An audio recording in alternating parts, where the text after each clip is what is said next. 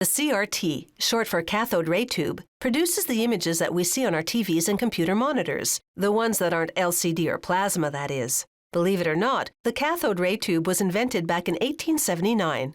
A CRT is made up of two main components, a large glass bulb and an electron gun.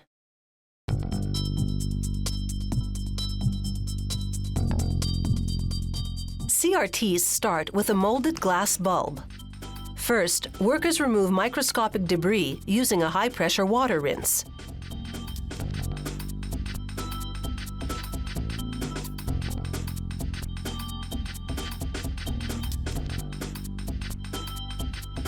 Then spray hydrofluoric acid to clean the glass at an atomic level.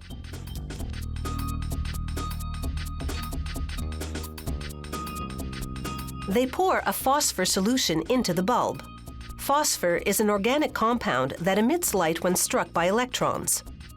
The phosphor particles settle and form a chemical bond with the bulb face. Workers pour off the excess solution and clamp the bulb over a nozzle that sprays clear lacquer.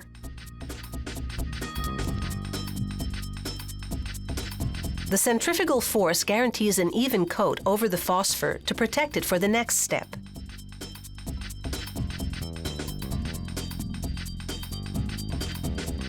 He paints a conductive coating over the anode button, which will provide a flow path for the electrons that'll light up the phosphor particles.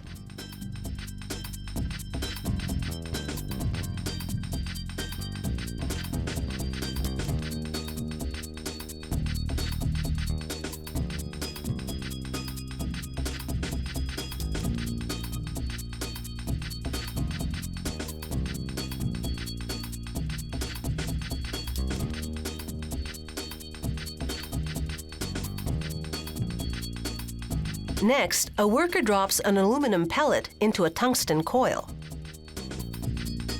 He places the bulb over a vacuum device and draws out the air. Then he applies an electrical current to the coil. It evaporates the aluminum pellet, which spreads a mirror-like coating on the inside of the bulb. Now they heat the bulb to 218 degrees Celsius for 1 hour. This bakes out the lacquer and any trace of moisture.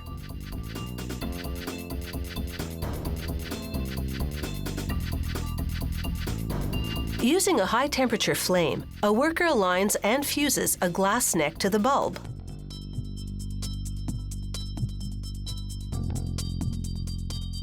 Then he paints it with the same conductive coating.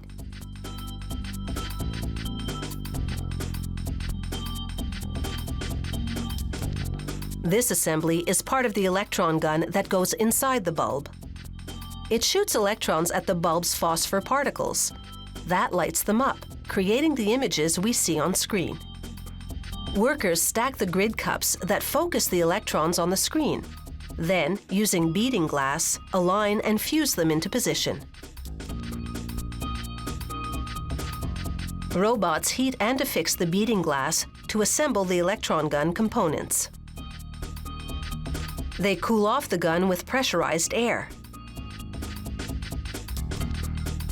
Once cool, a worker builds up the gun and inserts the completed gun assembly into the bulb.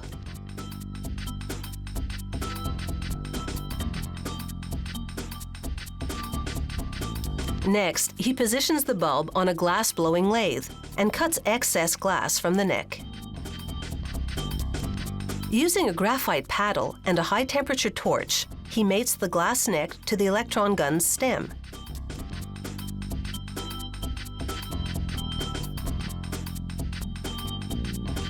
This ceramic heating coil melts that green glass pellet to keep the bulb under vacuum.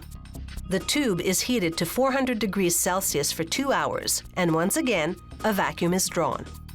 To minimize image flicker over the tube's lifespan, workers condition the bulb using a high-voltage coil.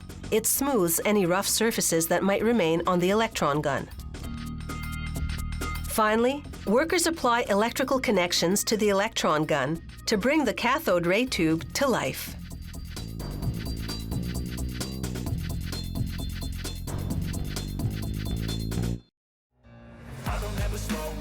No, I don't take shit. I got no